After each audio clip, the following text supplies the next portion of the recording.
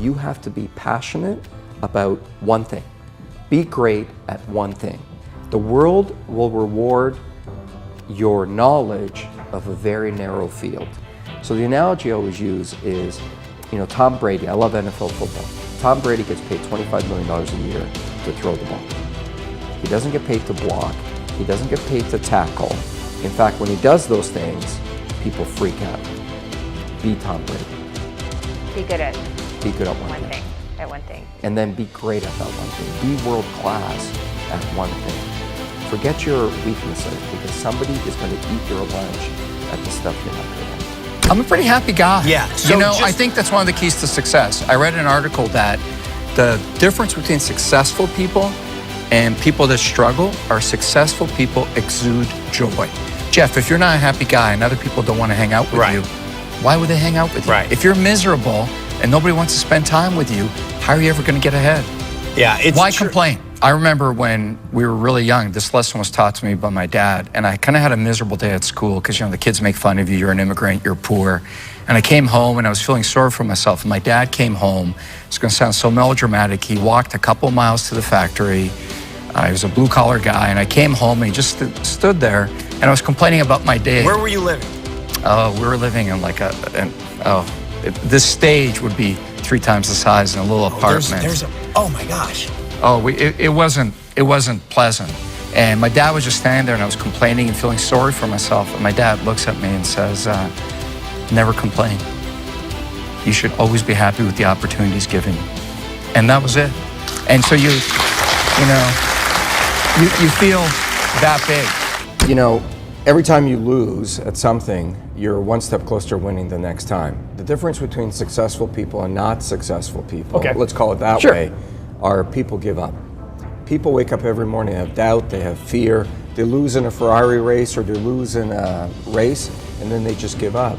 The hardest thing in life to learn is to lose. Winning's easy. You win, you're happy, you get a high five, your friends are happy. It's your ability to take a loss, get up the next day, dust yourself off, and keep going. I have lost at everything you can imagine. Seriously, I have been beat up and put down, and everything that can go wrong has gone wrong for me, but I just kept going.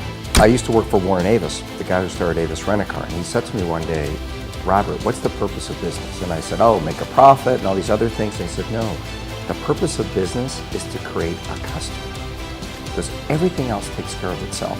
If you can create customers and create value for them, because the answer to that question is different for every single customer, then you're going to have a great business. It's funny, when I was growing up, everybody said that to me. It's not what you know, it's who you know. Is that true? So there I am. I'm 18 years old. My dad works in a factory sweeping floors, and my mom's a receptionist. So if the key to success in life is who you know, I'm in trouble. So I said to myself, I don't believe that. I believe I got to go out and become the guy that others want to get to know. It's all about what you make of it. And you listen to what you call your spidey senses, or your spider senses, your intuition. All the time. Have you always? Always, always. I learned that from my parents because I don't have a fancy education. We didn't have fancy advisors. The most successful person I knew growing up was my dad's boss, and that was only because he had more seniority in the union than my dad. So you've got to learn to listen to yourself. People overcomplicate business and success. People are watching right now and say, I can't do what he does because I don't know how to run a business.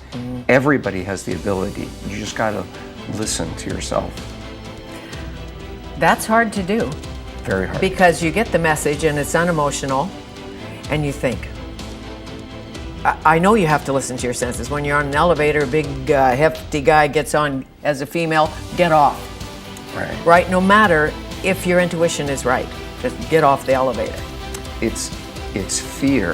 I think most people are blinded by fear. And to be successful at anything, you've got to be able to control that and work your way through it. I always say to people, I'm not in business for emotional gratification. I'm in business to make money and build a great company and all these other things.